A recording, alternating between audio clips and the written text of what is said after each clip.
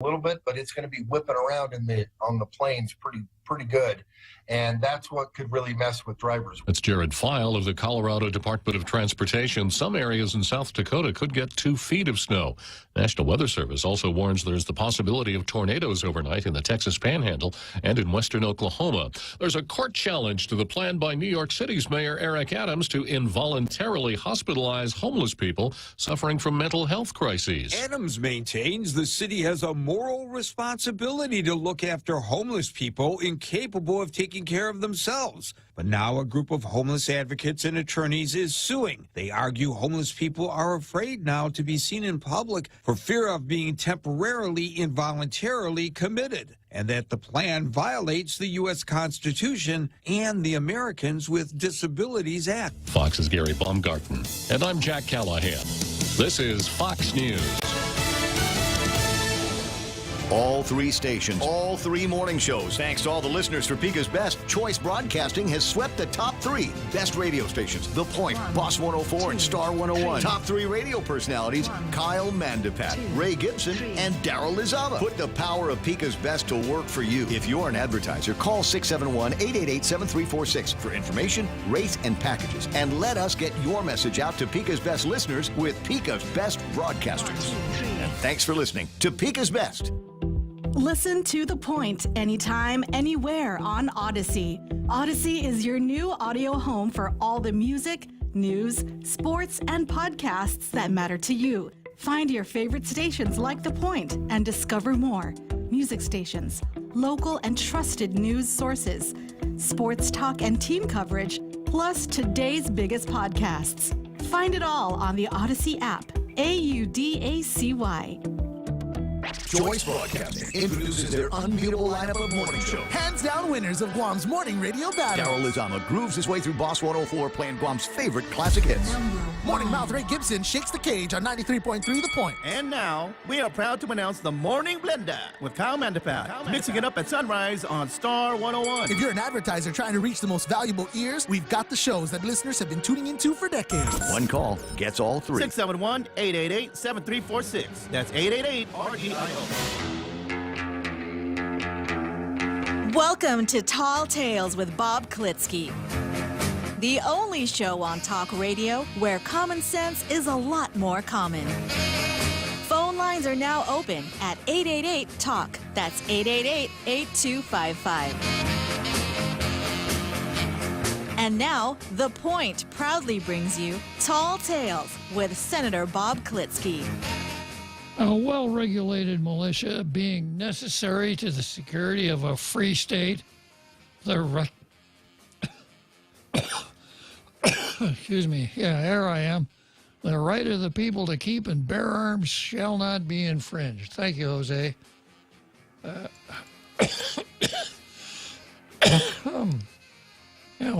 there you go. Yeah. Am I here? It's going to take me a minute here to get set up. Yeah. All right. Yeah. There I am. Big as life, twice as ugly, as I always say. Yeah. So a well-regulated militia being necessary to the security of a free state, the right of the people to keep and bear arms shall not be infringed. That's a good way to start a radio show that's constitutionally oriented, that spends a fair amount of time talking about individual rights, individual freedoms, liberty, good government, proper politics, things like that. It's a conservative show. So if that's what you're looking for, welcome aboard. And if it's not what you're looking for, welcome aboard anyhow, because you probably really need to spend a couple hours here on Tall Tales to get your head straight. So let's start out with Demi Ekotny.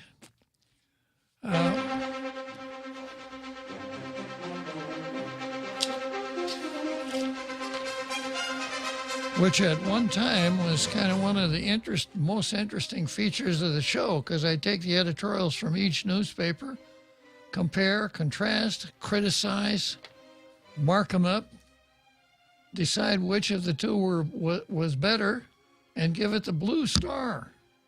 I can't do that anymore because the Post editorial board is apparently on strike. They haven't written an editorial for 3 months. And judging from today's editorial and yesterday's editorial, the Daily News has subcontracted out their editorials to Hallmark greeting cards. Sub. Yeah. It's another. It's another feel good ephemolic. An ephemolic, yeah. Yeah, when in doubt, just use the phrase an ephemolic and you'll be okay. I don't even know what it means. You don't have to. Our view, give the gift of holiday safety. Safety is so, I never realized how important safety is. It seems that folks over there in Wokistan can't write a paragraph without using the word safety. Safety means not being exposed to opinions that you might not disagree with, not being exposed to vocabulary that you find offensive, not being exposed to people who aren't as nutty as you are. These are not safe places. Well, here's what the Daily News says. 'Tis the season for company Christmas parties, family gatherings, Bena nights, New Year's Eve preparations, and of course the holiday vacations of college students returning home. Did you ever get to return home when you were going to college, Jose? I returned home twice out of 3 years. Yeah. Yeah. Yeah, when we were off island for law school, that was the last thing we had in mind, was coming all the way back here for 2 weeks, But I guess a lot of kids do it. Okay, college students returning home because, yes, ladies and gentlemen, it's Christmas on Guam. And in the land where we need no reason for impromptu barbecues and beachside get-togethers accompanied by coolers filled with ice, beer, spirits, and hard seltzers, it never hurts to send repeated messages about driving sober and safely after the lively libations and end-of-the-year celebrations. So beware, fellow party-going drivers. Beginning Wednesday, your public safety officers and highway safety officials from the Department of Public Works will be on heightened alert, carrying out the Drive Sober or Get Pulled Over campaign. They'll be backed up by the police department's holiday DUI checkpoints. Now, we know a lot about checkpoints here on the island. If only we had given the guardsmen breathalyzers, the machines for breathalyzer tests, we probably could have taken 1 or 2 drunk drivers off the road every day. Or at least a couple of red Jeeps. Yeah. Yeah. If you're driving a red Jeep, I would leave it in the garage until after New Year's, folks. They'll be backed up by the police department's holiday DUI checkpoints to help prevent and deter drunk drivers from getting behind the wheel. But they can't be everywhere all the time. The rest will be up to us. Take extra precautions with friends and coworkers. Offer rides. Take their keys. Help those in the festive mood be responsible. Drive defensively and be aware of your surroundings while out on the road. Report dangerous driving to the police. A lot of good that'll do. Report dangerous driving. Jose, I don't know if you probably won't believe this, but I know of this DWI incident, where this lady was trying to turn left on Hospital Road from Marine Corps Drive. She overshot the corner. Oh. Okay. Yeah. She turned left across the median, separating the lanes on Marine Corps Drive. Oh, my. Crossed the entire southbound lane, jumped the curb, drove all the way across the parking lot, smashed through the front window of her restaurant, drove all, it's the only thing that stopped her was the back wall of the restaurant. Oh, okay. Yeah. And the cop showed up, Mm-hmm. and you know what he gave her a ticket for? I don't know. Overtime parking. Wasn't that big of a deal? Because she couldn't get that car out of there. She was blocking the delivery van. Yeah, exactly. Yeah, you probably think, Bob, this is another one of your tall tales. You're probably thinking, Bob, this is just something you made up, right? There's no way that could happen. No way. Any cop who ever came upon that scene, you know, he'd be reaching for his field sobriety, his breathalyzer pipe before he even got out of the car. Or at least ask, have you been drinking anything? Uh-huh. Have they been drinking anything? Yeah. Yeah, I know that sounds like a pretty fanciful story, but you could ask me some details and... Sounds fanciful from the get-go. It does. Just ask me a couple of questions to test my veracity. Right. Were there participants driving that vehicle? It wasn't the red Jeep. There was somebody driving. The Jeep was red. Oh, okay. You must have heard this story before. I heard some. It's one of those Christmas myths. Yeah, the Jeep was red. Yeah, and there, you know how many people were in the car? 8 reindeer. Yeah. Oh, wrong myth. Yeah. So anyhow, I don't think they counted. That's a myth too. But yeah, these kind of stories happen.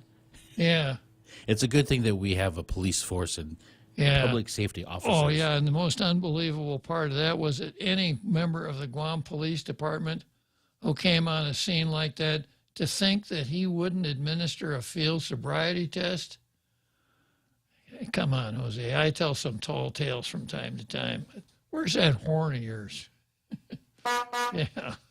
Yeah, you know how many public safety officers it takes to perform a field sobriety test? 15 to look the other way and 1 chief to say, there's nothing to see here from the get-go. Yeah. I like those. And I got to tell you my favorite one. Do you know how many psychotherapists it takes to change a light bulb? How many? 1. But the light bulb has to really want to change. All right, back to more serious business here, Jose. Enough of this gee-going around.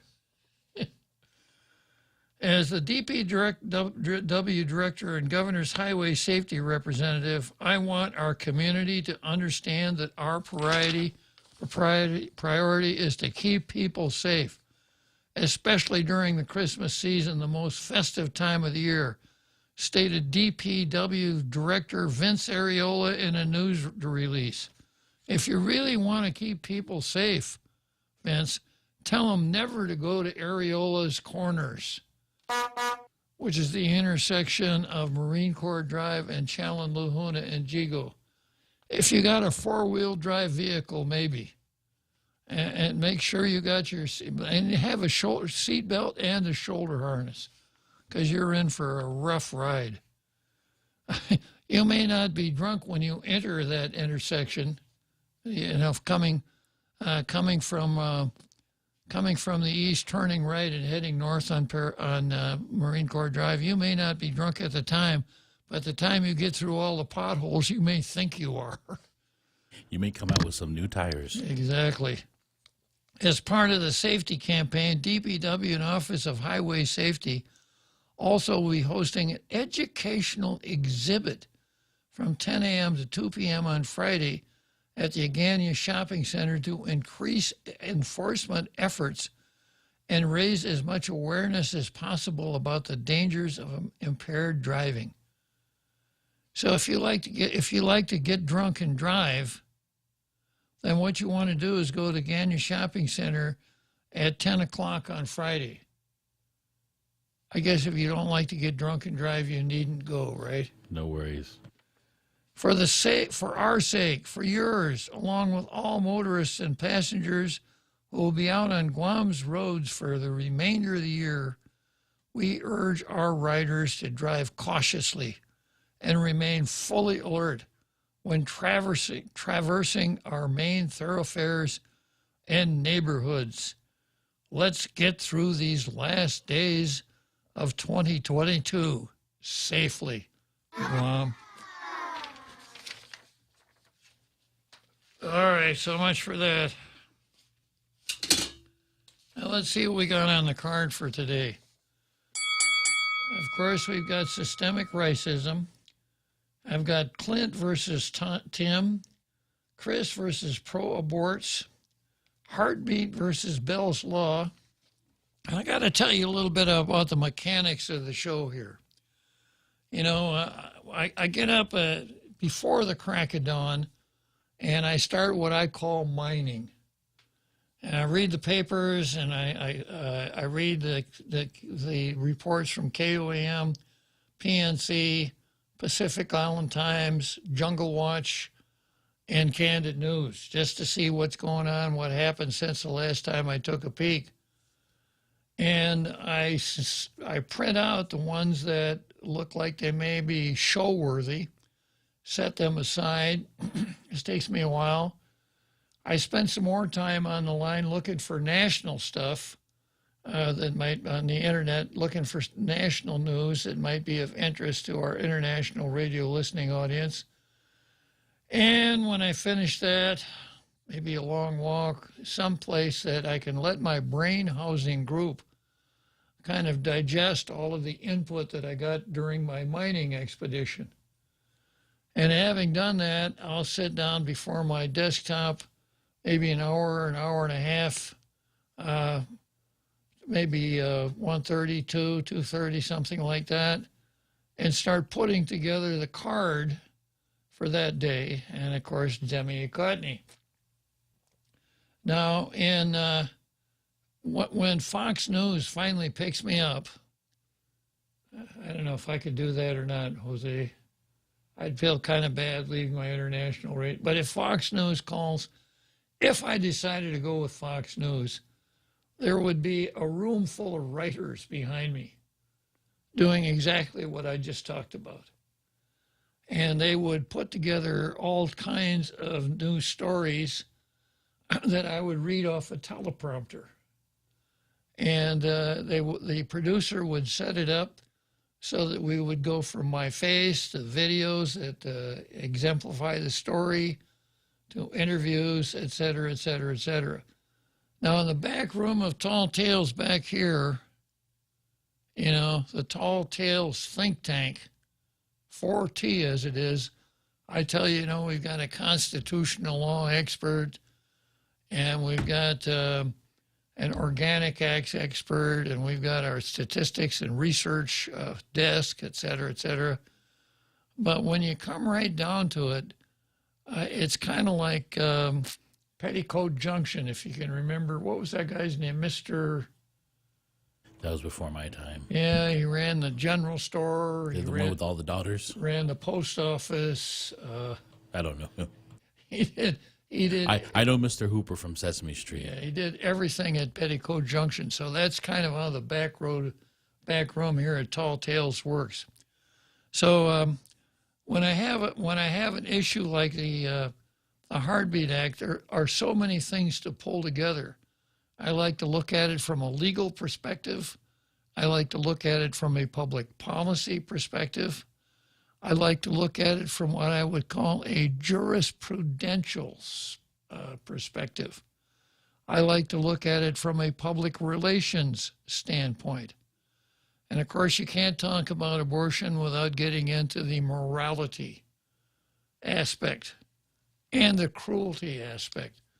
So I do my best to pull all of these things together in such a manner that it's informative and interesting. And of course, as always, I really appreciate, Brad Wood said Sam Drucker, and it's Mr. Somebody. Look it up, Jose. Petticoat Junction characters. Anyhow, where was I? Yeah, so I like to pull it together like that. And the Facebook comments oftentimes are helpful because from my standpoint, if what I do is not good talk radio, it kind of doesn't matter how much time I spend putting it together. Good talk radio is what it's all about. And that's why I have the rules of engagement. That's why no soapboxing, no filibustering, no hostile takeovers, no pin the tail on the talk show host, etc. No devotion to common sense, which tells you that objects that are heavier than air could never fly, iron ships could never float, and that the world is flat. Anyhow, let's get into the card for today. And I almost forgot, I had another item in the editorial section here that I'm going to read today. Yesterday we talked about once a Marine, always a Marine. The shibboleth that once a Marine, always a Marine. And somebody posted online here on Facebook, what about a Marine that gets a BCD? Is he still a Marine? And I said I'd do a little research and see what I could come up with. And I found a piece online by a guy named Grant, former sergeant of Marines at U.S. Marine Corps. He was a former sergeant of Marines. I don't know exactly where he was. And this is what he said. This was on Quora, which does a lot of question and answer. And the question is, if a Marine gets a dishonorable discharge from the Marine Corps, is he still a Marine? Does once a Marine, always a Marine still apply? And this is what he said. I take this topic very seriously. Marines believe and follow the mantra of once a Marine, always a Marine. We say that our oath of enlistment has no expiration date. Many of us have been separated from the Corps, but we remain our core values, CORPS, CORE. Many of us have been separated from the Corps. Barack Obama would pronounce this corpse. But we maintain our core values and principles along with respecting the customs, courtesies, and traditions that were instilled within us. Marines take pride in small unit leadership and entrusting young men and women to make decisions that other branches require higher-ranking individuals to perform. Because of this, we have deep ties to our brothers and sisters, because we learn to trust each other from the very beginning. From the get-go wasn't part of the vocabulary of Marines back in my time, Jose. When someone receives a dishonorable discharge, it means they have violated the trust that is formed between us. Understanding that we would sacrifice our most valuable possession, our lives, for the good of the Corps, comes to a screeching halt when someone does something to betray our trust. Earning a dishonorable discharge means someone has done something to dishonor the Marine Corps, their brothers and sisters, the millions of men and women who served before them, the traditions of the Corps, and they also dishonor themselves. We do not sympathize with these types of people. When someone is diagnosed with cancer, we feel empathy for the person, but we have no sympathy for the cancer. We want to eradicate the cancer. We want to save the body, but destroy and rid the body of cancer. A dishonorable discharge is a cancer. We don't want cancer in our ranks, and it is separated, segregated, and destroyed. So to answer your question, they are no longer Marines. They are ex-Marines, not former Marines, but cancerous. Pieces of subhuman garbage that doesn't deserve to utter the name Marine Corps or reference in any way, shape, or form. That is not to say that someone who has received a dishonorable discharge is a horrible person. They may have learned from whatever they did to earn that type of discharge. They may be more mature now. They may have learned a valuable lesson from the experience and are a better person for it. but in the eyes of the Corps and in the eyes of the vast majority of Marines, they are no longer Marines. In all that we do, we strive to bring no dishonor to the Corps. We want to be an example that is respected, admired, yet feared by our enemies. We want true warriors to represent it, not dishonorable individuals. I think this guy lays it out pretty well. I am going to officially adopt that as the policy for tall tales. So no, if you got to be as you were a dishonorable discharge, a Donald Duck, you are no longer a Marine. Now, the Facebooker who asked that question has said, "Oh, yeah, Bob, but I asked about a BCD, not a dishonorable." And my analysis here is this: BCDs are not as serious as dishonorables, and I think you would have to evaluate the grounds for the BCD.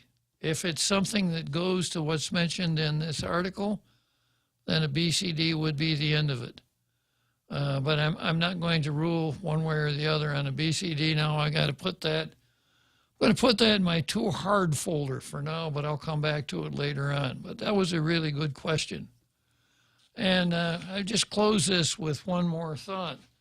The motto of the Marine Corps is Semper Fidelis, which means always faithful. So if you can't always be faithful because you got to as shown by your dishonorable discharge, no, you're no longer a Marine. It is Sam Drucker. Yeah. Somebody also mentioned Mr. Haney. That's it. It's Mr. Haney. Yeah. He was kind of a flim-flam guy, or no? I got to go back. I got to go back also, yeah. But Sam Drucker was the owner. The owner, yeah. Okay, let's break for a moment here, and we'll come back to the card.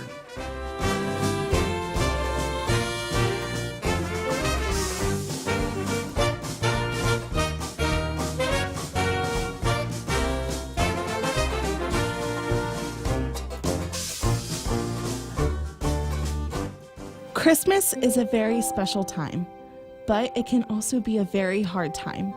For the foster children Harvest House serves, it can be difficult and painful being away from their families and siblings. During Harvest House's Christmas celebration event, we hope that siblings living in different foster homes can join together to share in Christmas joy. We need your help to provide all 600 plus foster children with Christmas gifts. Help us make this a memorable Christmas for each of them. Harvest House will be accepting gifts until December 14th. Contact us at 300-5433 or email harvest.house@hbcguam.net if you have questions or want a suggested gift list. That's 300-5433 or email harvest.house@hbcguam.net. Now, more Tall Tales with Bob Klitzkie. Spitting truth like watermelon seeds at a summer picnic. Call now, 888-TALK, 888-8255. Yeah, correction here. It's Mr. Haney, and it wasn't Petticoat Junction. It was Green Acres. Oh, okay. Green Acres. There was a Mr. Haney on Petticoat Junction. With I was just looking at IMDb, the movie database, and he was only on it for like 3 episodes, so it could be Green Acres. Yeah, Eddie Arnold was in it, and one of the Gabor sisters. Eva. Yeah. You're thinking of Eva Beach. There. Oh. All right, so the card. I told you about, putting together these complicated tales. So I've got Clint versus Tim. I've got Chris versus pro-aborts. I've got Heartbeat Act versus Bell's Law. All of them zeroing in on one issue that has many, many facets. So I'll do my best to cover that. I've got Michael Matt versus Wokistan. and I want to spend a little time talking about Michael Matt when we get there. I've got Feds versus Jack Dorsey. If you don't remember recognize the name Dorsey, Jack Dorsey, he was the owner of Twitter until Elon Musk brought it out and opened up the files.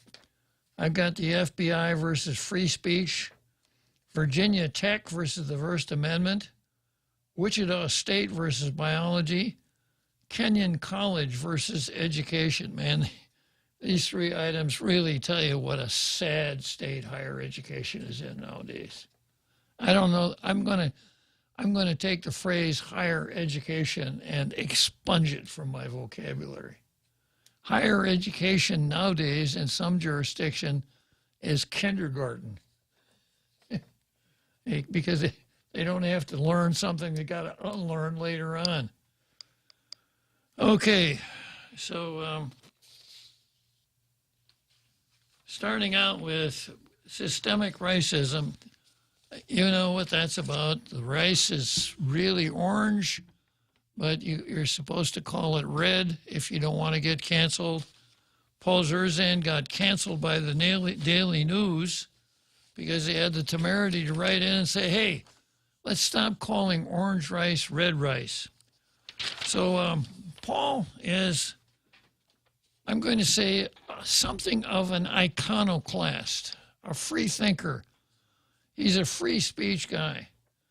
He worked at the Department of Labor. He noticed too many eye injuries coming in. And apparently at a time when he was serving in the Coast Guard, he did some kind of ophthalmology or optometry work and thought that this was not good, it was not safe. So he went to the OSHA and reported too many eye injuries over here at Department of Labor. They ratted him out that afternoon. The OSHA guys ratted him out to his boss that afternoon.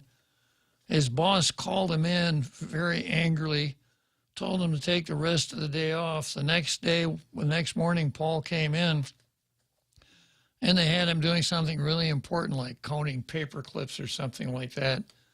And along about noon, they fired him. So he took an appeal to the Civil Service Commission, and the Civil Service Commission, as is their usual custom, let the ball bounce a long, long time before they finally got around to doing anything with it.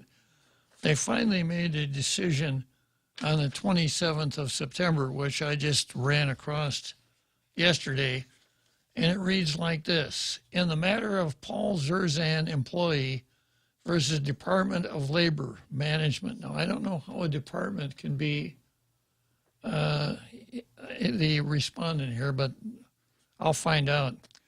This matter came on to be heard the 11th day of August for a staff partial investigative report.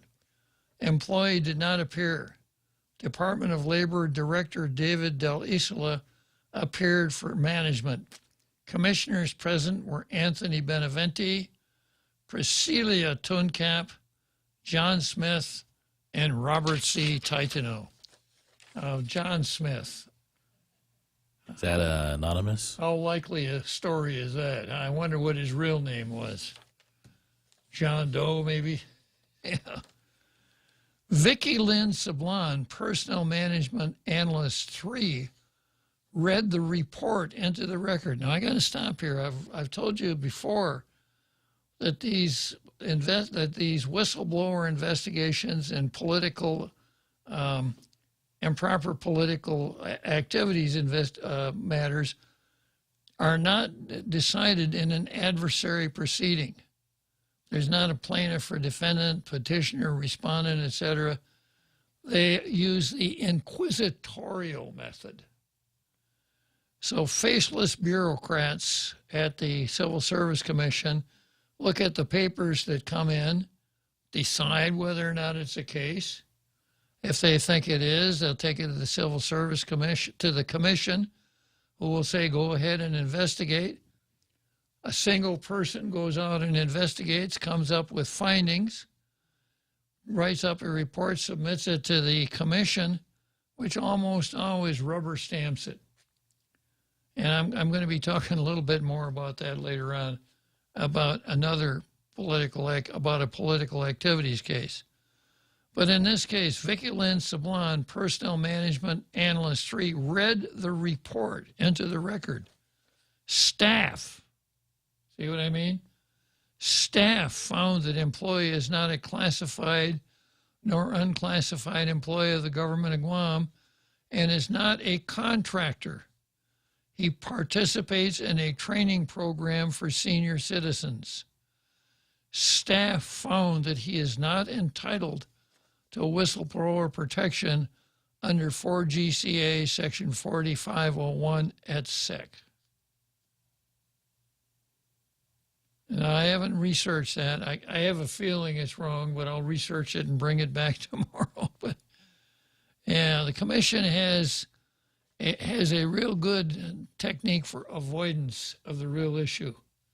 When an HR guy over at Mental Health was handing out tickets to the governor's fundraiser, staff came back and said, well, they didn't know, so it's okay. The commission voted 3-1, Commissioner Tuncap dissenting to support the staff findings. Lacking an affirmative vote of 4, the commission will take no further action on this matter. Now, the organic statute for the Civil Service Commission says there shall be 7 commissioners. A quorum consists of 4 commissioners. Now, in order to make a decision, you don't need a majority of the quorum, which is the usual case. What you need is 4 votes. So if 3 vote to convict and 3 vote to acquit, and 1 goes to the toilet, no conviction. This whole statutory setup needs a lot of work. But anyhow, that's Paul Zerzan. But I think we need to give Paul Zerzan a big hand and give him the Old College Try Award for his efforts. You know that I furrowed my brow. Yeah, This bro furrowed his brow because it seems kind of odd that whistleblowers are left vulnerable like that, no matter what category they are. Yeah. Like there's a special privilege to be protected, Uh-huh. and it doesn't seem like that's a whistleblower protection at all. Well, as I said, I'm going to check it out and see what happens. Okay, next on the card, I've got Clint versus Tim. This is our friend Tim Rohr, who is the proprietor of Jungle Watch. If you don't go to Jungle Watch every day, you're probably missing out on really important information. JungleWatch.info. A very good blog. You can comment on Jungle Watch. I guarantee you won't regret the time that you spend on Jungle Watch. And Tim occasionally goes beyond that, but here's Tim's post from December 2 entitled, Rigel is Right. Now, I titled this Clint versus Tim because later on, Tim agrees that Clint was right and he was wrong. So it really isn't Clint opposing Tim, but that's the best I could do for a caption for this particular case. And here's how it goes. On December 2, I posted the following on Facebook. I heard that the heartbeat bill has been reported out of committee and is on the current legislative agenda. I'm going to predict what is going to happen. The bill will come up on the floor. The sponsors will say something supportive. Senators who oppose it will say nothing. So there will be no debate. They will vote to place it in the 3rd reading file, which means it will go to a final vote. At the final vote, it will get voted down. The sponsors get to say they tried, and the opponents will avoid the negative publicity that a debate on the floor would bring. Now, if Tim wrote this on December 2, I think he must have been talking about the vote to place it on 3rd reading, not the final vote. And I kind of entertained similar thoughts myself. And I also suggested the same possibility when the bill actually was subjected to a roll call vote on third reading, but the bill got 9 votes. But let's go back to what Tim's prognostication here. He said, per the latest news, 10 days later, I was proved right that the bill would be placed in the third reading file, which means it will go to final vote, but was wrong about a couple of other things. First, it appears from the news that there was at least a bit of debate, and perhaps because the senators opposed the bill, still wanted their voice on the record. One of those senators was Clint Rigel, of whose comments I will say more later. Nevertheless, the opposing senators played it safe, objecting mostly to the unusual enforcement mechanism and not whether or not an abortion ended the life of an innocent, vulnerable, helpless human being, which it does, and as Chris Duenas argued. Second, while not questioning the pro-life sincerity of the 9 senators who voted to place the bill in the file for a vote, there was really nothing to lose. Governor Leon Guerrero was sure to veto the bill should it pass, and the only question mark is not a question mark. 10 votes would be needed for an override of the veto, and the 10th vote would have to come from Senator Tina Rose Munga Barnes, who, according to the news, was on an excused absence from the session. And here's a parenthetical comment. By the way, we pay our senators to do one thing: engage in legislation. It's why it's called the legislature. There is never, other than serious illness and danger of death, any reason why a senator should be excused from a legislative session. Never. We are paying them to do what Tina did not: show up. But it's up to you, voters. Well, you know, Jose, if she had showed up and voted, she'd have probably passed 3 times. Barnes, given her history, is sure to vote no on any attempt to override a veto.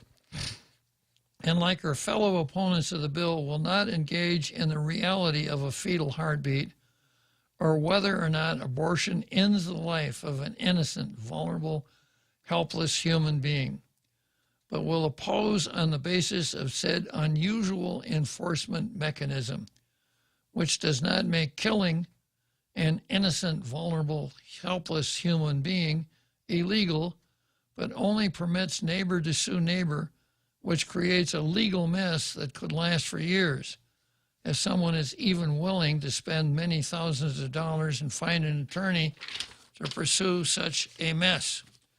Once again, and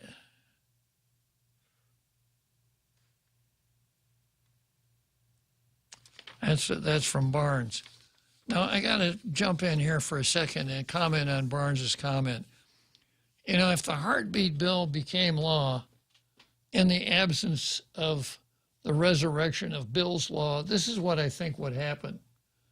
A group of people, probably the anti-abortion gang on the island, would get together and they would find a lawyer who would be amenable to file a suit on the Heartbeat Act, and they would be on the lookout for a case that, as lawyers say, has legs.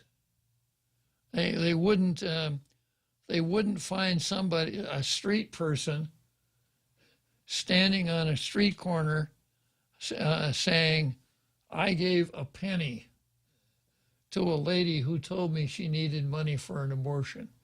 That wouldn't be the case they'd pursue. They would pursue what attorneys call an attractive defendant, and it wouldn't be someone who's remote from the process.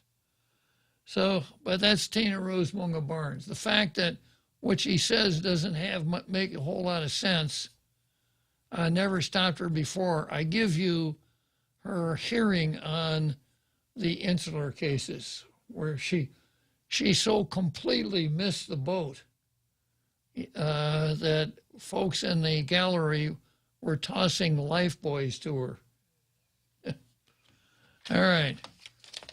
Once again, as shared elsewhere in this block, the heartbeat bill, both the Texas version and Guam's, was crafted pre-Dobbs, when the law outlawing of abortion in toto was constitutionally impossible. Now, when Tim says in toto, the eleknina ilugat toto mong mighty, as in no, he's using a Latin phrase that means in full. And as previously stated on this blog, the Texas heartbeat bill was never about the ability for neighbor to sue neighbor, but about pushing the reality of the fetal heartbeat and then what we were killing as an innocent, vulnerable, helpless human being. In other words, the heartbeat bill was always about pushing the heartbeat into public consciousness in the absence of pre-Dobbs legal ability to do anything else. The authors and backers of the Guam bill appeared to have lost sight of this post-Dobbs. There is no need for neighbor to sue neighbor anymore. There is no need to permit the killing of an innocent, vulnerable, helpless human being up until a heartbeat is detected, which Guam's heartbeat bill does, and with the only consequence that one might be sued. In light of this mess, Senator Clint Rigel, a senator I rarely agree with, Tim and I have a lot in common on that one, appears to be the only sane voice on the floor. And here's from Rigel. Senator Rigel said the Heartbeat Act, which was designed as a workaround, have you heard that word before, Jose? He's a listener. A workaround for a recently overturned right to an abortion was no longer needed. While he was pro-choice, lawmakers could now decide the legality of the procedure without the unusual enforcement mechanism of the bill. I would prefer that we actually voted on whether or not abortion should be legal or illegal. Rigel is right. Guam's heartbeat bill, even if it would be enacted into law, keeps abortion legal. Now, Jose, you commented on this analysis before. Yeah, I agree with many points being said here. And I'm also admitting I kind of agree with Rigel. But, however, the heartbeat bill was never intended to define abortion as legal or illegal at all. And that's not what its intention is. So I see the merits of having them both. I see no problem at all of having them both. But it is an exercise in futility in a sense, because we do have an AG Doug Moylan now. And that's a little bit more hopeful than not having the Bell's Law still unanswered. Okay, well, you know, there are a lot of things to unpack here, and going to the most dangerous man in the room's favorite author, Thomas Sowell. Thomas Sowell says there are no solutions. There are alternatives. So the only alternative pre-Dobbs was something like the heartbeat, which I thought required legal genius to think through. Because the problem with coming up with anti-abortion legislation pre-Dobbs was that it required state action. And anytime you got state action, you open the door to civil rights suits from folks like the ACLU to enjoin the state actors from taking action in what they consider to be an unconstitutional law. So the Heartbeat Act, no state actors involved, only private citizens, private litigation, etc. And it does look like something that Rube Goldberg concocted. And,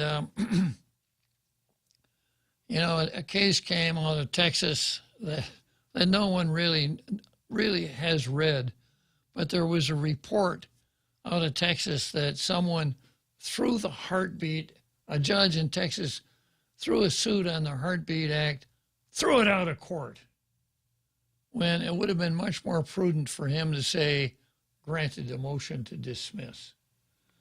Now, from what I've been able to gather on that particular litigation, the reason that the suit was dismissed was because the plaintiff lacked standing. We talk about standing a lot on the show here. Standing means that the person who brings suit has to be able to show the court that the grieving conduct actually caused him real, finite, definable present damage. Not it was something that he didn't like, or he was a champion of the Constitution or whatever. Now, standing is something the Supreme Court invented for itself back in the 1920s in a case called Frothingham versus Mellon, which I've talked about before. Before that, federal courts didn't even get into standing. So whether or not the Texas Constitution has a standing rule, I don't know. Whether or not the Texas Supreme Court has come up with a standing rule like our Supremes did, I don't know. I do know that the Guam Supreme Court decided a case that said that our rule, that said being a mere taxpayer gives a person living on Guam standing, it doesn't work, that the legislature can't confer standing. But this is a whole nother set of arguments. Getting back to the point, that's the reason that the civil suit aspect of the law, instead of a standard approach to constitutional questions, which means sue a state actor. So next thing I would bring up would be a term that I use from time to time. It's called the belt and suspenders approach.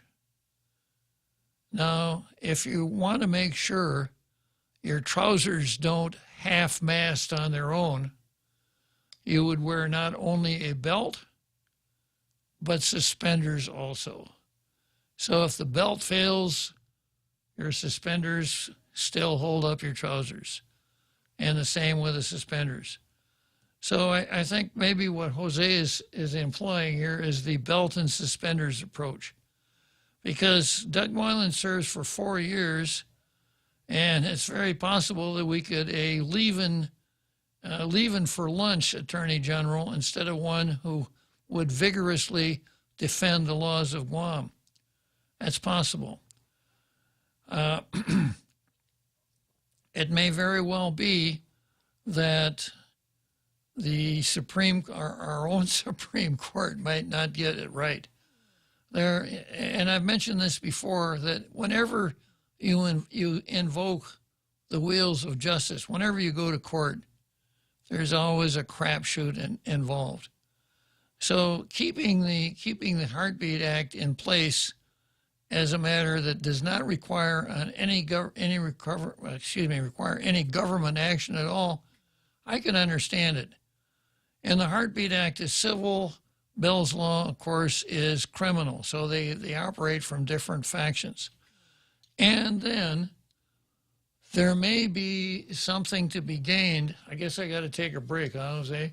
Yeah, we're coming to the top there. We're going to go to a couple of spots and then the big halftime show, and then we can continue from there. Okay.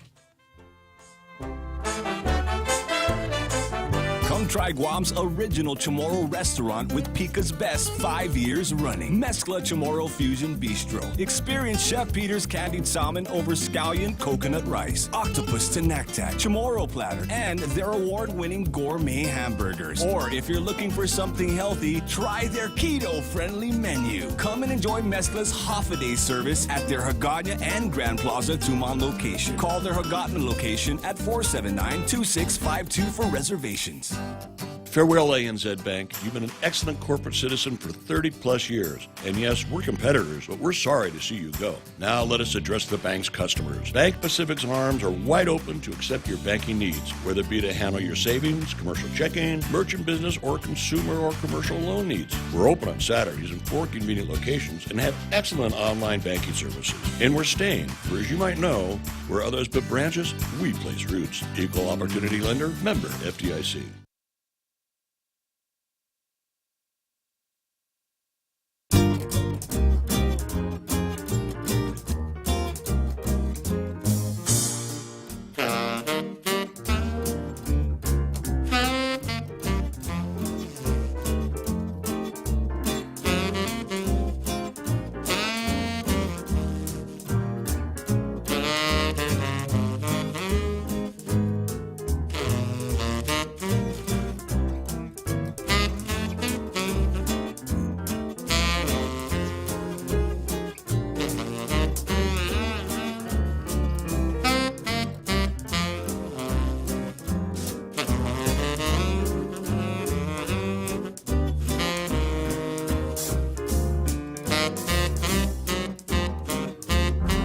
The Point is KUSG, Hagåtña, Guam, 93.3 FM and 104.3 HD3. Sam Bankman-Fried arrested. I'm Jack Callahan. Fox News, the founder of the failed FTX cryptocurrency exchange, taken into custody Monday in the Bahamas.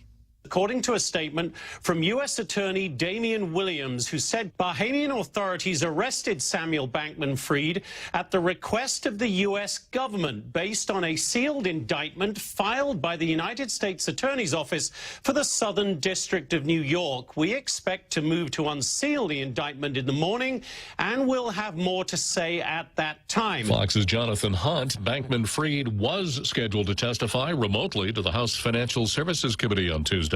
Committee Chair Representative Maxine Waters says she's surprised by the timing of the arrest. The release of internal communications from Twitter's owner Elon Musk shows officials from the Justice Department visited the company's former regime in the closing days of the 2020 presidential election to warn the Hunter Biden laptop story was probably Russian disinformation. Ohio Congressman Jim Jordan says laws may have been broken. Intimidation is how the left operates, and it was intimidation and the whole pressing back and suppressing this key information just days before the most important election we have, the presidential election. Representative Jordan telling Fox's Hannity the next Congress will investigate. The current lame duck session of the Congress has until Friday midnight to pass a bill continuing the government's spending authority to avert a possible government shutdown this weekend. He's packed his bags. Samuel Brenton, the Biden Energy Department official, charged with stealing expensive luggage from airports in Las Vegas and Minneapolis, is no longer with the Energy Department, according to a spokesman. His idea or theirs, they're not saying. According to The Hollywood Reporter, actor Stuart Margolin has died. He twice won an Emmy for his work on the Rockford Files. He was 82. America is listening to Fox News. Christmas is a very special time, but it can also be a very hard time. For the foster children Harvest House serves, it can be difficult and painful being away from their families and siblings. During Harvest House's Christmas celebration event, we hope that siblings living in different foster homes can join together to share in Christmas joy. We need your help to provide all 600 plus foster children with Christmas gifts. Help us make this a memorable Christmas for each of them. Harvest House will be accepting gifts until December 14th. Contact us at 300-5433 or email harvest.house@hbcguam.net if you have questions or want a suggested gift list. That's 300-5433 or email harvest.house@hbcguam.net. Loaded now. The Pentagon has awarded a huge contract for cloud computing. For 3 years, the Pentagon has struggled to award one of the largest contracts in DoD history. In 2019, it chose Microsoft for a $10 billion cloud computing contract. The Pentagon scrapped the deal and finally has announced a new cloud contract worth $9 billion awarded to Google, Oracle, Microsoft, and Amazon. The Pentagon's first ever cloud computing network will be called the Joint Warfighting Cloud Capability, with the U.S. military relying more on unmanned aircraft, space communications, and satellites. Cloud technology will get the intelligence from those platforms to troops on the ground faster. The next war will be won not on the ground, but in the cloud, according to experts. Fox's Jennifer Griffin at the Pentagon. A massive winter storm is blowing into the center of the country, threatening millions of people with heavy snow, freezing rain, and flooding. The National Weather Service warning there'll be numerous widespread and impactful weather hazards in the heart of the country this week. Blizzard warnings are up for southern Montana and parts of Colorado, Wyoming, Nebraska, and South Dakota. Another Capitol rioter from last year is headed to prison. A Massachusetts man gets 14 months for assaulting and resisting police. Troy Sargent, who never actually went inside the Capitol on January 6th, swung his hand at an officer, briefly making contact with him. He later bragged on Facebook about hitting a rookie cop. The sentence is far shorter than what prosecutors had requested, 27 months. Sargent's lawyers had asked for 6 months. Some 900 people have been charged in connection with the attack. Tom Rigotti, Fox News. An automatic recount confirms Representative Lauren Boebert has been reelected to Congress. She was in a far closer than expected race against Democrat Adam Frisch. Colorado Secretary of State's office says Frisch picked up 4 votes in the recount, but lost by 550. I'm Jack Callahan. This is Fox News.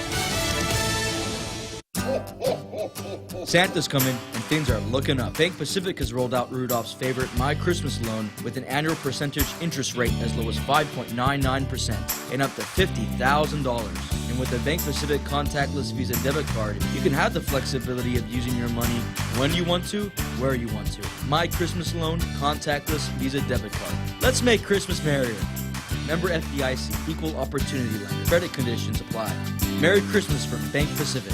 All 3 stations, all 3 morning shows. Thanks to all the listeners for Pika's Best, Choice Broadcasting has swept the top 3 best radio stations. The Point, Boss 104, and Star 101. Top 3 radio personalities, Kyle Mandapat, Ray Gibson, and Daryl Lizava. Put the power of Pika's Best to work for you. If you're an advertiser, call 671-888-7346 for information, rates, and packages. And let us get your message out to Pika's Best listeners with Pika's Best Broadcasters.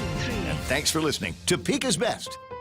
Check out the newest hydro and garden center to hit Guam, Crop King Hydro. We have a huge selection of plant nutrients, soils, hydroponic mediums, organic pest control pumps, plant support, tools, and so much more. Call 635-4769. 635-GROW. Open Monday through Saturday, 10 to 6 at the Dededo Satina Mall, right across from Payless and Paradise Fitness. For whatever you grow, think Crop King Hydro. Crop King Hydro.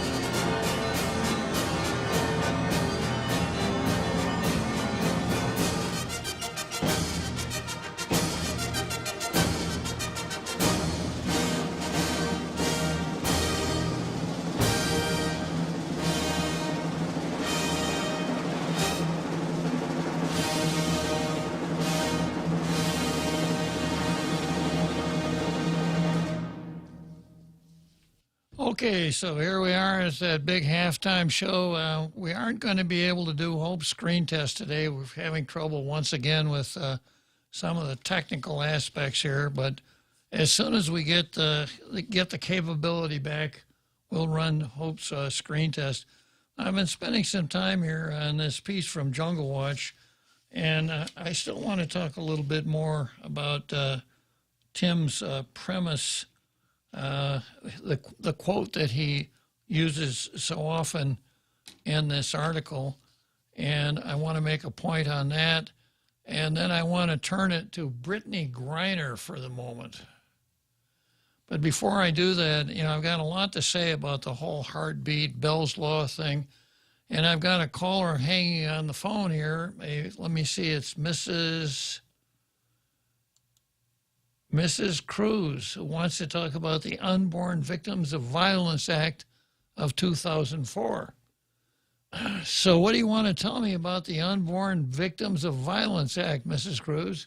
Bob, I just wanted to clarify because I've been so puzzled because they keep telling about it's their choice. They could kill the baby in their womb. But I've been doing a little research and I found that in 2004, President Bush signed a law that says that the baby in the womb is considered a human being, and that I remember reading a story where a car drove right into a car being driven, I think, by a pregnant lady, and eventually later on the baby died in the womb, and the guy was charged for murder. And so if that's the situation, does that law apply to Guam too? Well, I don't know how the national government would be able to make such a law. I suppose it has to be tied to the Commerce Clause somewhere. But we have a local law of the same. So if a murderer shoots a pregnant woman and kills the woman and kills the baby too, that's 2 counts of murder. That's right, yes. So why are we arguing about that? We know it's murder. So everybody doing abortion should be considered a murderer. It's just like, I saw a sign in the States where these people are protesting, and they have a woman carrying a sign that says, I'd rather be a murderer than a mother. But there's a law that was passed by both the House and the Senate and signed into law. So what are we arguing about? Well, what we're arguing about is, once again, it all comes back to the same left-wing wokeism attempt at bringing neo-Marxism into our lives. And the key word here is sophistry, that the pro-aborts will use all kinds of tricky words and tricky language and things like that to justify the unjustifiable. Sometimes the law, although there's an old saying, the law is a seamless web, sometimes it's not so seamless. So to kill a baby in a mother's womb with a pistol or a knife, murder. To kill a baby in a mother's womb with chemicals or with surgical instruments, if it's done by the right person, by a doctor, is not murder in some jurisdictions. And for 49 years, the Supreme Court said it's never murder. So the lack of sense, the lack of continuity here, and the hypocrisy of the whole thing makes it really hard to understand how anybody could be so proud to carry a sign like the one that you just mentioned. I know, my goodness, it's just too much to hear all these people arguing about it and denying the fact that that's a human being in the mother's womb, regardless of. Well, never underestimate the power of selfishness, Mrs. Cruz. And I'm going to read a quote that I read from time to time here on the show from attorney Vanessa Williams, who is one of the faces and voices of the whole pro-abortion gang. And this is what she said: "It's impossible to separate our choice of whether and when to have children from every other choice in our lives." So like if you plan a vacation and it turns out you're pregnant, well, you just end the pregnancy, and if that's what's more important to you. So the diminishing of the importance of the whole reproductive process is really hard to understand. And then, of course, there's the women's lib aspect of it. You know, we saw women's lib start off back in the 60s. I remember the commercials for Virginia Slims cigarettes. You remember that, Jose? A brand of cigarette designed just for women. And the commercial went like this: "You've come a long way, baby." So women, you know, got this idea that they'd been maltreated, that they needed to have equal rights with men. It's you know how the whole thing went. And some women, not all, see the whole idea as abortion is liberating for females, which is exactly the opposite of the truth. It's liberating for irresponsible men. Exactly. Yeah, because it gives a man a way to avoid his responsibilities as a father by the very easy method of asking, coercing, requiring, whatever, the mother of the child to kill the child, and then the man's off the hook. So it is horrible. And finally, I think, Mrs. Cruz, we're starting to get where we want to go with this. Oh, great. Yeah, so I guess no matter how much we talk about it, if somebody is okay. I mean, those people that want to deny it will continue to deny it, regardless of how hard we try to explain everything that the law requires, for example. Well, as I mentioned, never underestimate the power of selfishness. Oh, thank you, Bob. I guess I'll abide with that. Always good to talk to you, Mrs. Cruz. Thanks for calling. You too, Bob, and thank you for accepting my call, clarifying things for me. Okay. Okay, then. Thank you much. So long. Mrs. Cruz. If I can clarify some more further, what the Unborn Victims of Violence Act she's speaking of was also known as the Lacey and Connor Law, the Peterson Act, where the pregnant lady was murdered along with her unborn child, found later on. So this act only covers the military code of conduct and federal areas, the only place where the national government has jurisdiction, not in local jurisdictions. One more thing to consider is she's talking about talking to other people who have this mindset. One way to talk to them is on their own playground. You know, for years we talked about slavery and treating people as non-humans and non-persons. And they talk about marginalized groups as well these days. You know, like the Post is going to have columns supporting marginalized groups of people. So we need to help them to understand that there's one more group of marginalized humans that still have not had a voice. So imagine if you had a deaf person, a mute person, and somebody who has no use of their legs, and somebody in the room goes, "The people who survive is the ones who can hear me, come over here." So the deaf people can't hear. Or if you can see where I'm pointing to the door, you get to survive. And so that's what we're telling babies without a voice, babies who are unaware, that they don't matter because they don't understand or they can't defend themselves. So talk to them on their playground and say, you want to talk about marginalized people? Our unborn humans are the most marginalized. Yeah. Good point, Jose. Okay, going back to this column from Jungle Watch here, Clint and Tim.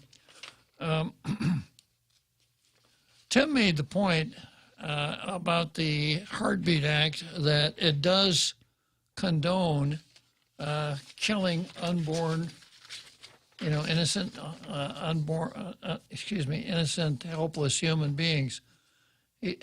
Innocent, vulnerable, helpless human beings. And we talked about this earlier when I was talking about critical thinking. Remember the legislature was 7 who would vote to ban abortion, 7 who wouldn't. and Joe San Augustine in the middle saying, I got to have the 3 exceptions. What do you do, right? A tough call. So the Heartbeat Act, you know, if you take it at face value, says you cannot kill a baby after it has a heartbeat. Being negatively pregnant, an old-fashioned legal term that fits nicely here, with the idea if no heartbeat, then it's okay to kill a baby. And of course, that lets all the air out of your statement that it's never okay to kill an innocent, vulnerable, helpless human being. It's never okay. So that's kind of the flaw in the Heartbeat Act. And you remember Tim scolded the Vicar General of the church for supporting the Heartbeat Act. I sort of came to his defense saying that the way he worded and packaged his comment could have avoided that problem, but it didn't. But here we are. So we've got a Heartbeat Act on the floor. And one more thing I might mention is this, that we want to keep those who are with us in the legislature, we want to make sure that we do everything we can to encourage them to stick with their guns and to recruit others to the cause. So one way to do that is support the Heartbeat Act, flawed as we have determined it is right now, so that if we ever get back to Bell's Law, and here's what could happen. Doug could be successful in dissolving the injunction that stops the enforcement of Bell's Law, and then the pro-abortion in the legislature introduce a bill to amend Bell's Law or to repeal Bell's Law. And we want to make sure that all of our senators that are moving this Heartbeat Act are still with us. So that means we got to support them, even if what they're supporting is a half measure that we perhaps could agree is flawed. Okay, moving on to the next article here. I've got Chris versus the pro-abortionists. And this is a story that ran in the Post today. Vote on Heartbeat Act ahead. The Guam Heartbeat Act is pushed past debate on the floor, is now on file for lawmakers to determine whether the controversial matter should pass later this session. Senator Talina Nelson is the main sponsor of the bill. Tony Atta, Frank Blas, Chris Duenas, and Amanda Shelton are co-sponsors. They voted to place 291 into the third reading Monday, along with Brown, Moylan, Taitigui, and Pito Terlahi. Speaker Therese Tetlahi voted against the motion, which doesn't surprise me because she held up the committee report up until the 10th of November, if you go back to that. Clint Rangel, of course, didn't vote to put it on third reading. Joe San Augustine, I don't know what happened to Joe San Augustine here. I don't know if he mentioned the 3 exceptions or not. And, of course, Mary Torres didn't because she, you know, want to know why, Jose? Why? She's Mary Torres. Oh, yeah. They shouldn't even ask her. And then, of course, Speaker Tina Rose Munga Barnes was absent and excused. And I agree with Tim. You know, if you're going to be a senator, you can't dunk out of the controversial votes. Also known as Bill 291, the Guam Heartbeat Act would ban abortions once a fetal heartbeat is detected or within about 6 weeks, sooner than when women might know they are pregnant. The measure makes no exceptions for rape or incest or only for medical emergencies. San Augustine, self-described as anti-abortion but opposed to measures that make no exception for rape or incest, attempted to amend the bill Monday. He proffered changes that would make it so a physician would not violate the ban upon performing the abortion if the pregnancy was a result of rape or other crime or a result of incest. Well, I sold Joe short. It's called the Protect the Criminal Amendment. Yeah. The amendment failed, however, with only San Augustine, Rigel, and Pito voting to include it. San Augustine then attempted to do away with civil enforcement provisions of the bill. The second best thing, right, to a lottery. Sue somebody. I'm not in support of anything like that, San Augustine said. This amendment also failed to pass, but this time Shelton joined in voting for the change of language of her own bill. Wow, I wonder if Peter Scrow was in the gallery. The only amendment from San Augustine that managed to pass Monday was a requirement to implement a sexual abuse prevention program in the schools. The Heartbeat Act is modeled after the Texas Heartbeat Act, which authorizes citizens to sue anyone who may have violated its provisions. In addition to the threat of litigation, this enforcement scheme was intended to help the law dodge judicial review at a time when abortion was still protected as a constitutional right. Abortion is no longer considered a right by the Supreme Court, and despite other laws coming into force, the Texas Heartbeat Law remains in place. The legislation has been described as a bounty hunter law because of the cash payout that awaits complainants should they succeed. Bill 291 similarly allows citizens to sue for at least $10,000 anyone who performs or induces an abortion in violation of the measure, or anyone who knowingly engages in conduct that aids or abets the performance or inducement of an abortion, regardless of whether the person knew or should have known that the abortion would be performed or induced in violation of this section. So anyone who aids is chargeable with the knowledge. That's a pretty big chunk. Women who seek or obtain an abortion are exempt from the lawsuits. The potential for frivolous lawsuits drew concern from the Guam Women's Chamber of Commerce, as did the possible risks posed by the ban to women's health providers. During discussion Monday, Torres said Bill 291 is not wholly a pro-life bill and appeared to be merely a pro-lawsuit bill, which she said is why she's never expressed support for the Heartbeat Act. I think another reason she didn't support it was because Republicans liked it. Many who spoke at the hearings believe that the life begins at conception, but this bill doesn't say that. Many discuss the plight of Guam's forgotten children, but this bill doesn't address that. Well, that's the usual dodge, right? Yeah.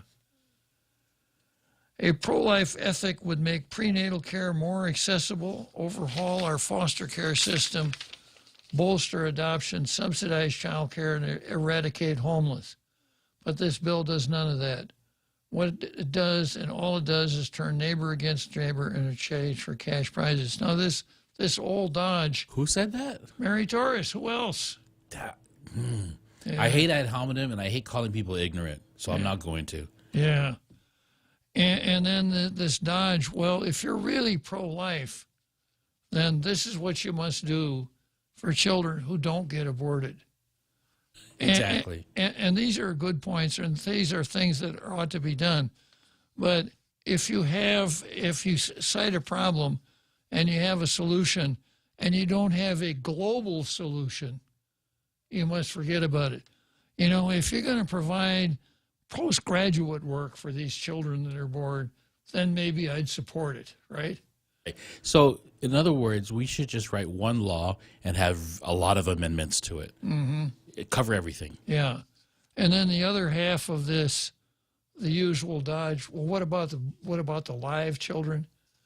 The answer to that is, yeah, it's better just to kill them all, and we won't have these problems. And people are thinking that's kind of facetious, Bob, but these are actual testimonies during anti-abortion bills being proposed. People actually come up here to testify about these children as if to testify against the anti-abortion bill. It's incredible. Well, we've heard somebody who's now the governor. We hear her every Friday say even if the child survives the abortion, let the child die. The senator said she believed the best way to address the issue is through a voter referendum, as was contemplated in Guam's decades-old abortion law. An injunction bars the enforcement of that ban, but it was never repealed. Rigel objected to Bill 291, stating that he did not support the bill for numerous reasons. The first was that he supported a woman's right to choose an abortion, the woman's right to choose. Rigel also said he did not support allowing people to sue for money for something they disagreed with. Yeah, that's it. Tell that to Rory. Yeah. Yeah, could you, Clint, could you take a trip down to the port and pass that on to Rory? We have a whole legal system based on that. Yeah, if you don't like it, sue me.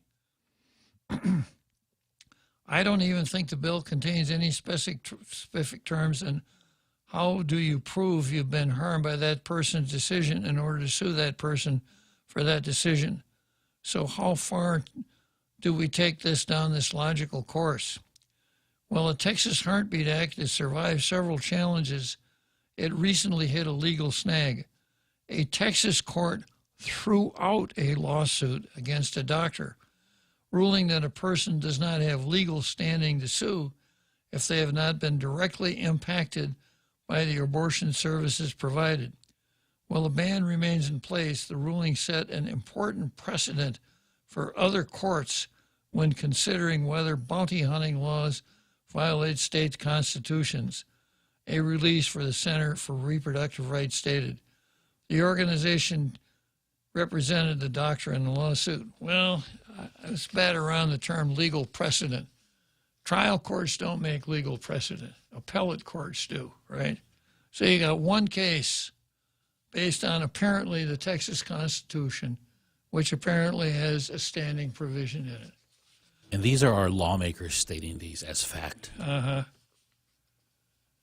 Nelson, in her initial statements on Bill 291, said the premise of the bill was to defend the life in the womb at the first entrance of a heartbeat. During this statement, Duenas said months of debate had transpired over the bill, and the wretched time had come for it to reach the session floor. Now, Tim's take, I think, is really interesting. And there's a lot of merit to what he says. And Tim, you know, we talked about the what was the name of the legislation that Wanted brought up? The Unborn Victims of Violence Act. We have a law like that in Guam, thanks to Tim. Tim was able to get several laws through the legislature that didn't go directly to prohibiting abortion, but made it more and more difficult. And if I can, you can see all of that documented, all the pro-life laws documented on helpthemboth.org. Okay.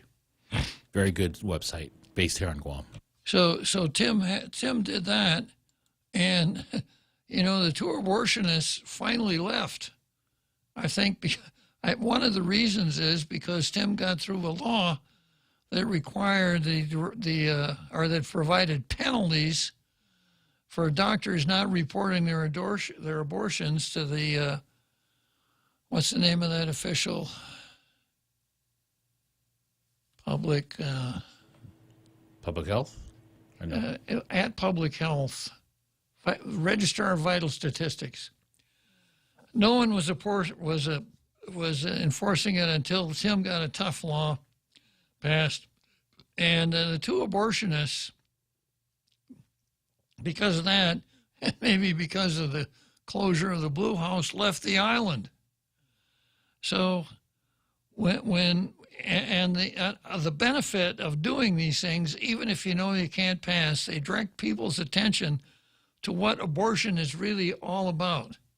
And of course, the pro-aborts don't want you to think in those terms. They don't want you to think in terms of taking the life of a helpless, innocent human.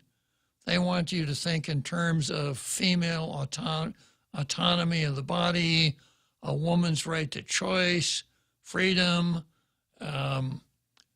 What's the name of that? The Handmaid's Tale, and all kinds of diversions to keep you away from the actual truth of what you're doing is killing a human. So I'm going to wind up this column here and vote on Heartbeat Hacked Ahead. And this is the last paragraph. This is from Senator Duenas. Duenas said months of debate had transpired over the bill, and the righteous time had come for it to reach the session floor. And here's a quote. I will end with this quote. I call it a quote. I know my good friend, former Senator Bob Klitzkie, has not put a patent on this statement, but I think it puts the exclamation, and I wanted to attribute this quote to Klitzkie. The quote goes like this. When is it ever right to take the life of a vulnerable, innocent human being? Duenas asked. I can say with a resounding affirmative, the unequivocal answer to that question is never. So yeah, I haven't copyrighted that quote because I don't think it's copyrightable. And then I've got to attribute it actually to Tim because the quote that Tim used in Jungle Watch. Now, I submitted testimony and I submitted a column to the Sunday Forum that was close, and it went like this. When is it okay to take the life of a helpless, innocent human? Answer, never. Now, the way I put it, I put the answer first, never. Yeah, but even then, I got to attribute that to Tim because Tim is, in addition to his other talents, is a master at apologetics. Now, apologetics is a word that doesn't mean what it sounds like. You'd think that someone who is really good at apologetics, you think that Ron McNair would be really good at apologetics, which means every time you get a chance, apologize for something, even if you didn't do anything wrong, right? Now, apologetics means the defense of a particular discipline, thought process, religion, philosophy, whatever. And people, good Roman Catholics, have some knowledge of apologetics because given the history of the Catholic Church, Catholics are from time to time called upon to explain and defend their faith. So I picked that up from Tim as a really good way to put the pro-aborts on their proof. You think that it's okay? Well, let me ask you this question. When is it okay to take the life of a helpless, innocent human? And the only answer to that is never. I don't think even Vanessa Williams couldn't finesse her way around that.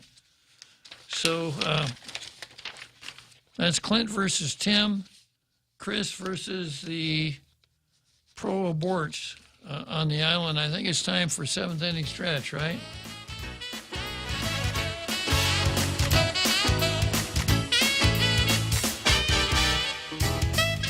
Three stations, all three morning shows. Thanks to all the listeners for Pika's Best, Choice Broadcasting has swept the top three best radio stations. The Point, Boss 104, and Star 101. Top three radio personalities, Kyle Mandapat, Ray Gibson, and Daryl Lizava. Put the power of Pika's Best to work for you. If you're an advertiser, call 671-888-7346 for information, rates, and packages. And let us get your message out to Pika's Best listeners with Pika's Best Broadcasters. And thanks for listening to Pika's Best. Christmas is a very special time, but it can also be a very hard time. For the foster children Harvest House serves, it can be difficult and painful being away from their families and siblings. During Harvest House's Christmas celebration event, we hope that siblings living in different foster homes can join together to share in Christmas joy. We need your help to provide all 600 plus foster children with Christmas gifts. Help us make this a memorable Christmas for each of them. Harvest House will be accepting gifts until December 14th.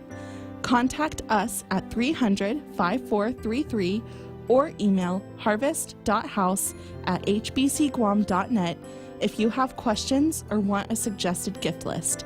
That's 300-5433 or email harvest.house@hbcguam.net.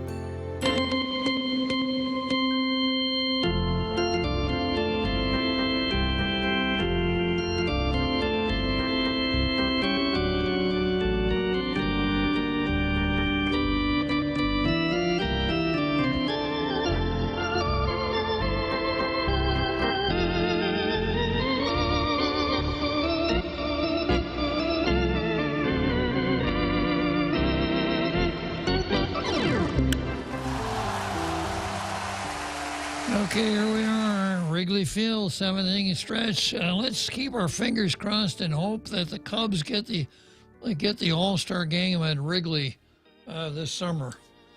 So I got Senator Duenas on the line. I'm going to go into the Heartbeat Act versus Bells next, but I want to give Senator Duenas a little time here since I've been talking about him so much. Not taking his name in vain, though. And I always like the way that Senator Duenas comes onto the show. So go for it, Senator Duenas. Happy day, Judge, Your Honor, Honorable Marine, Honorable Senator, and my favorite talk show host. I just wanted to call because, first of all, Viva Tim, I do read Jungle Watch. I won't say every day, but I go there when I get a chance, and I do follow what Tim Rohr and also Frenchie for a while, who had the helm and did a good interim job as well, keeping us abreast of many issues, particularly involving our church and issues. Continuing to follow, as you have, all of the efforts to try to rid our island of the scourge of abortion. And I wanted to, go ahead and give those kudos as well. I didn't realize the chain, and I did get my patent and my copyright mixed up, but I did abide, and I guess I talked about what was on top of mind. Still counts, Chris. My abide in there. But, I wanted to call, Bob, to say thank you for, and I was on with Ray this morning. Thank you for, really understanding those of us who are continuing down this road, even in light of our new hero, A.G. Electo Moreland, who we know will follow through on his duties and responsibilities as he's discussed to go to remove the injunction on Bell's Law. But I'm glad you said that, because it is true, because, I understand where Tim's coming from. And in fact, I wanted to mention this, Bob. There were a number of meetings that were scheduled, interfaith meetings that were scheduled at Harvest Baptist, where it was one of the great moments during this whole Heartbeat Act evolution, Bob. And we would have these meetings, and you would see people from multiple faiths. Baptists, you would see Presbyterians there, of course, a large number of Catholics, non-denominational. I mean, it really was a true interfaith group that came together for this one cause. And I addressed this issue when in one of the meetings when we were continuing the pursuit of the Heartbeat Act and its whole process, through the legislative process. And there was a point where we kind of knew that the Dobbs decision, was going to come down, and I posed this to the group, saying, listen, you've been so astute about this issue and followed it, but please understand, what's in the wings as well, and talk amongst yourselves and come up with a decision as to what you think would be the best approach. And by and large, Bob, the majority, if not all, wanted to run this tandem effort. And it was always kind of like what you're saying is like, look, let's get every let's get every law on the books that we can that recognizes, the quote, right, that it's just never right to take that life. And let's just go for everything. And I was very proud of, all of the warriors that continued to move through on that, and that was the wisdom, and that's why many of us, who could have said, okay, well, we'll just leave the bill in committee and, let the chips fall where they may on what might happen in the next, during the election, and what might happen in the eventuality that an attorney general will go forward and actually do the job. So I thank you for your support, because it is going to, this fight I don't think will ever be over with the pro-aborts as ferocious as they are. So I think that I thank you, because it is going to be important to keep the strength of those of us anti-aborts to see through every measure to eliminate the scourge. Well, I'll keep doing what I can from what I can with what I got and where I am, Chris. And I know that you'll keep your efforts for going forward. And you know, you mentioned meeting with Baptists, etc. This anti-abortion thing is not. Catholics don't have a monopoly on that. Other religions are on the right side of it, and I would indicate my own bias to say that any person who has a thought process and any idea of morality, regardless of his religion or lack thereof, has to be horrified by the fact that we've killed 61 million babies since 1973.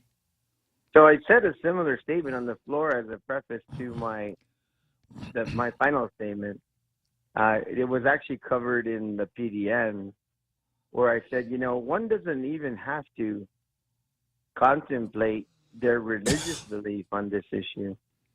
You just have to believe in life. And the thing is that in this discussion, I made the point in the PDN saying there are only two events. Once the cellular activity happens on the fertilization of an egg by a male sperm to a female egg for the procreation, or however you want, I said, however you want to, decide, even if you are not a religious person or a person who believes in God or creation, nature taking its course. There are only two events that stop that: God or man.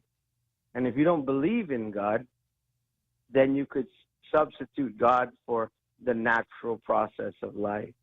So you honestly don't even have to approach this, if you didn't want to, from a faith-based perspective, if you approached it from a life. And what I did prior to my comments as well is I talked about how, unfortunately, with the time that God has given me on this earth, I've had to say goodbye to a number of family and friends, and to include my mother and my father and other people who I love very much.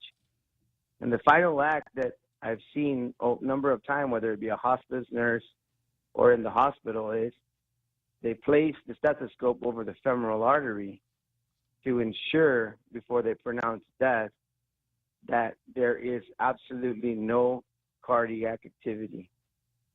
So other than the cellular combination and the heartbeat starting life, the final determination of death is no more heartbeat.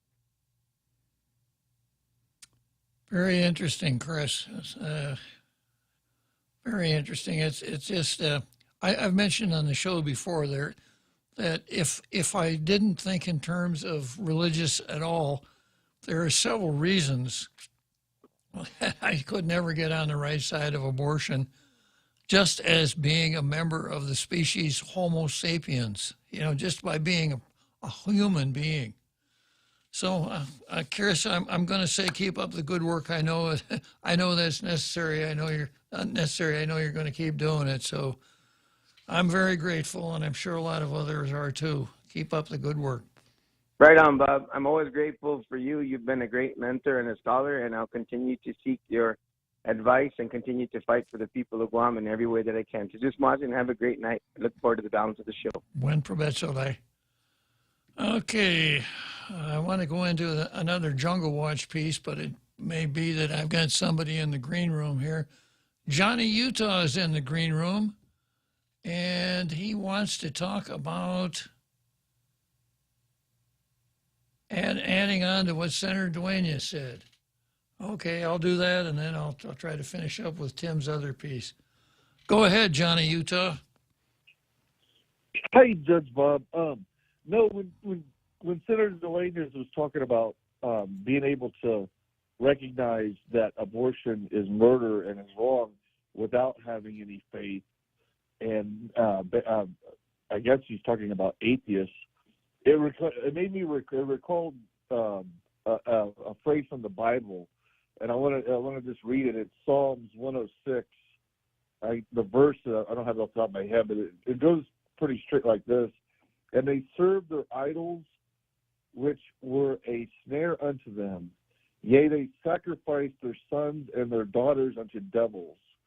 and shed innocent blood, even the blood of their sons and of their daughters, whom they sacrificed unto the idols of Canaan, and the land was polluted with blood.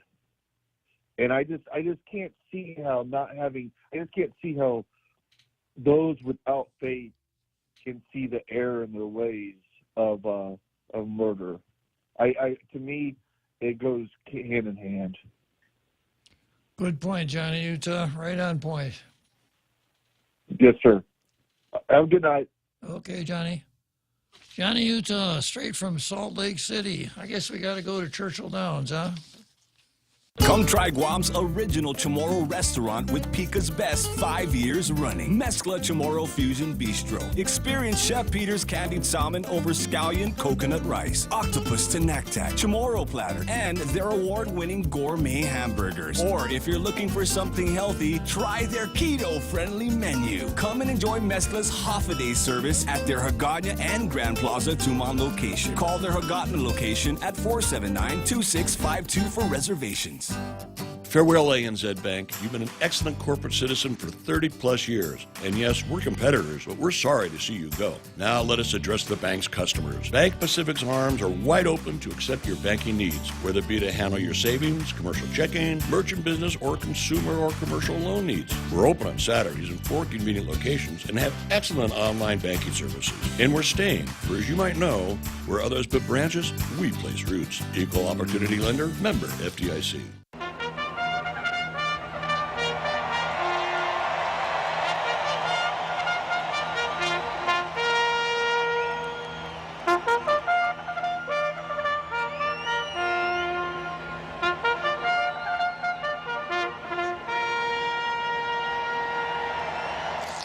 Okay, so here we are. I've got another Jungle Watch piece from Tim, ran a couple days ago.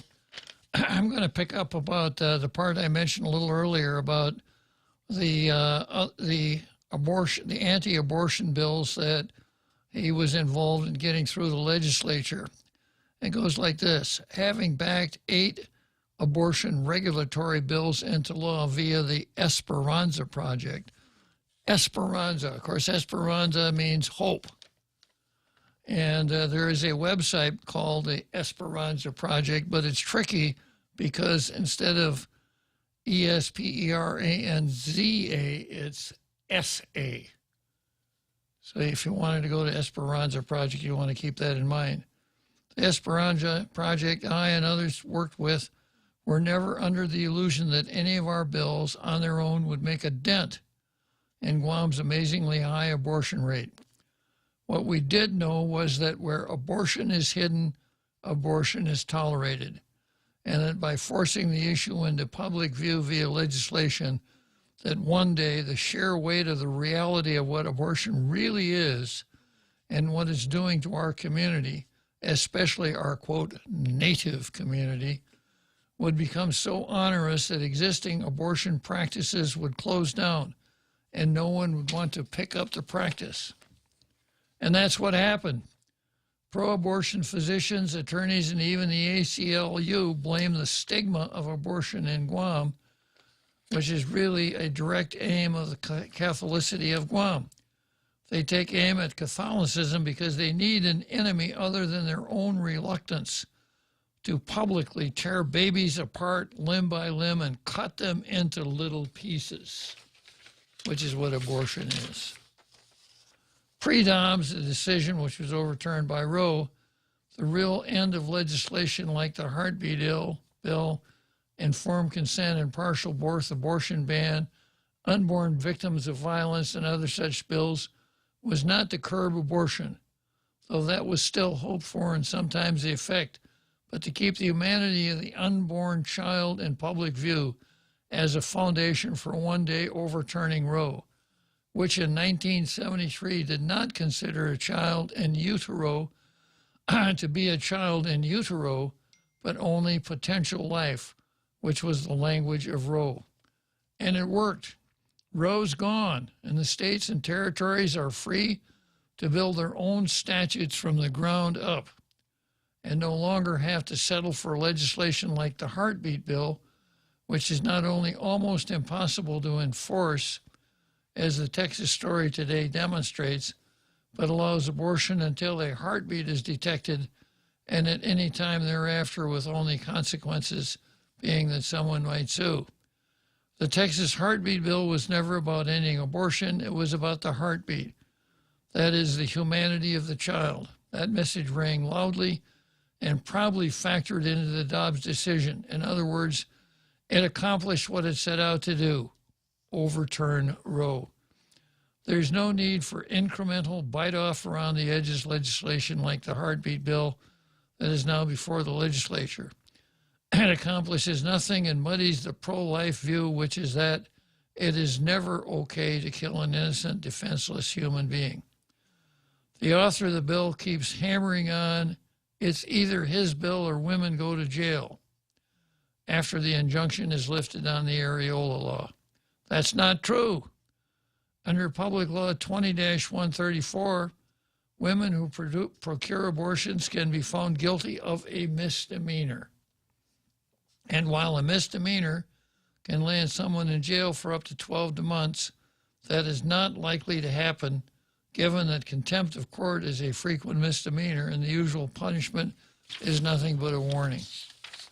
The real matter is that whatever the areola law does, Areola says, is for the legislature to neither amend it or throw it out altogether. That's what legislatures are for, and this is precisely the intent of Dobbs.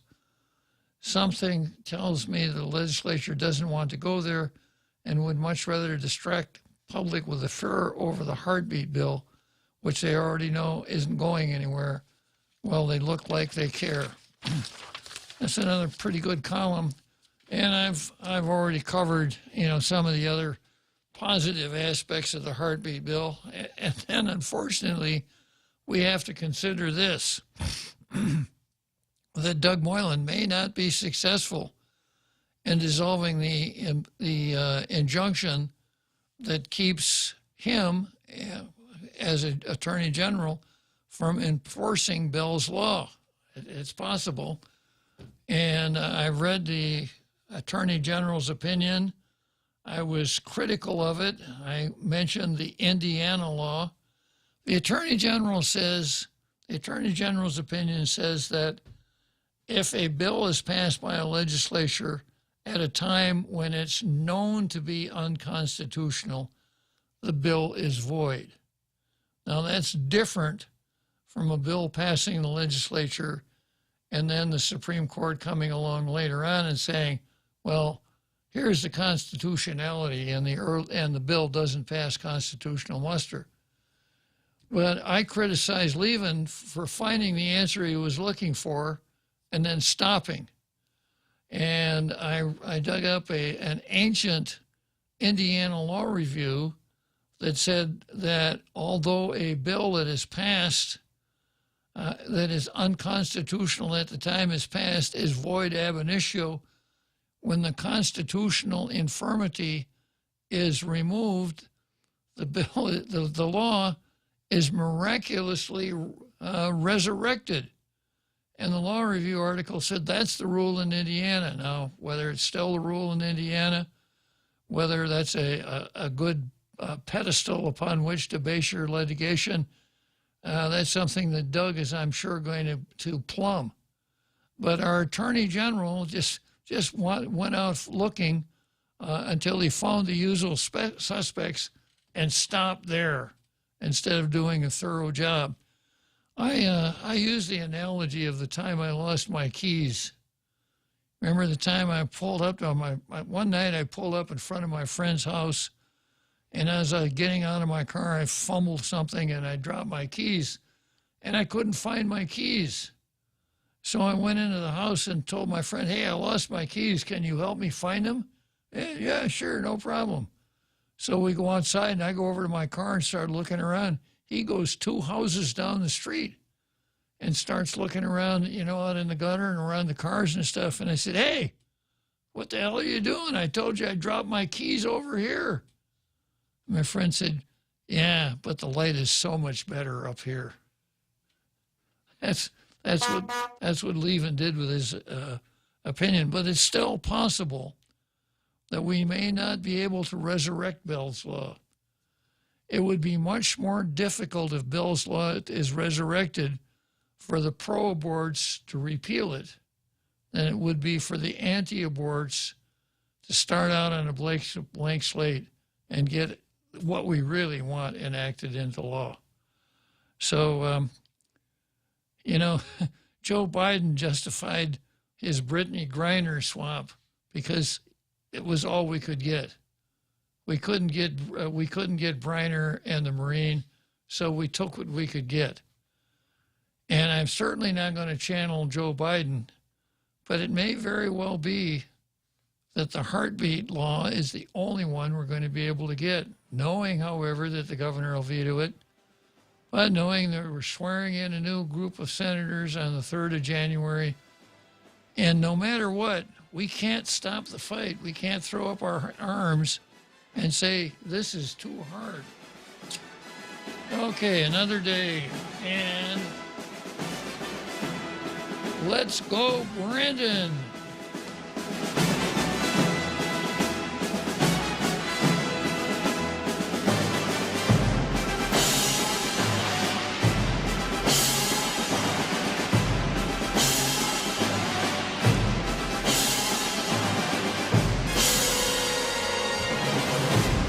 The Point is KUSG, Hagåtña, Guam, 93.3 FM and 104.3 HD3.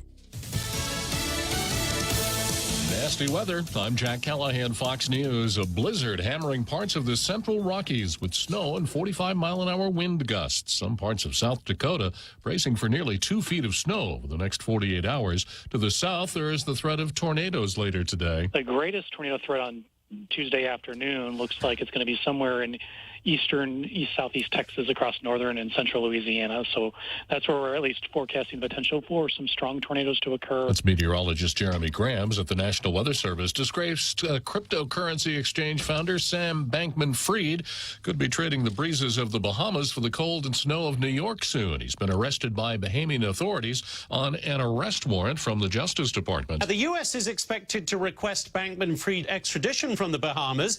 The Attorney General there saying that when a formal request is made by the U.S., it will be processed, quote, promptly and pursuant to treaty obligations. Fox's Jonathan Hunt said Bankman-Fried's testimony to the House Financial Services Committee that had been scheduled today has been canceled.